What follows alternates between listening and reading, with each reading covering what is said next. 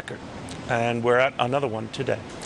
Well, he is one of the 10 presidential candidates to face off in tonight's debate right here on Fox. But I got to tell you, I have never seen so many viewer emails urging us to get a candidate on our air as I have with this particular gentleman. Our mailbox is consistently flooded with these requests. With us now is Republican Congressman Ron Paul of Texas. Congressman, you must have some very loyal fans. Well, that's good. That's what you need in a campaign. Okay, well, you got your chance. You're in a debate form right now, but you're nowhere in the polls. Polls don't mean anything, I know.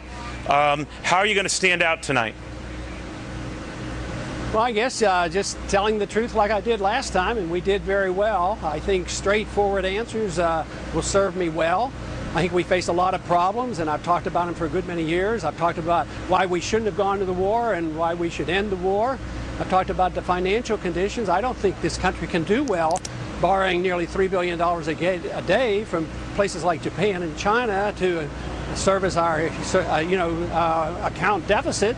And we're leaving a $60 trillion obligation to the next generation. So this country's in serious financial trouble. And besides, although the market today was excited about good news on inflation, I saw some bad news in that. I mean, 5% inflation rate, and that's probably less than 2% or so of what's really happening. American people are sick and tired of inflation when they go buy their gasoline or pay their medical bills. So we have some serious, you can't, Congressman. problems. I mean, we've got a pretty good economy going here, right? I mean, we've got productivity soaring. We've got retail sales that are strong. We've got corporate earnings that for what, the 19th quarter are up double digit.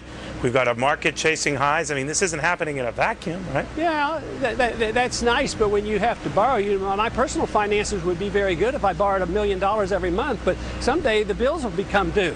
And the bills will come due in this country, and then we'll have to pay for it. We can't afford Congressman, this war, did you say we can't afford the entitlement Did you system. say this 10 years ago when the numbers were similarly strong and we were still borrowing a great deal then? That's right. That means the dollar bubble is much bigger than ever. And so what do you say is going to what's going to happen? We've had the NASDAQ bubble collapse already. We have the housing bubble in the middle of a collapse, so the dollar bubble will collapse as well. We have to live within our means. You can't print money out of the blue and think you can print your money into prosperity. And most people are coming around to believing that. So what would you tell if you became president, Congressman? What's some of the tough medicine you would give us? Well, I think we should live within our means. I think we should balance the budget. I think we could do that by bringing our troops home and saving hundreds of billions of dollars on a foreign policy of interventionism. We should go back to the old right position, not the neoconservative position. We shouldn't be adding new entitlement programs. We should live within our means. And would you rescind, sir, the president's tax cuts, let them expire in 2010? I am sorry, rescind which? The tax cuts, let them expire in 2010? No, heavens no. We need greater tax cuts. We don't need to rescind tax cuts. We need to reduce taxes a lot more.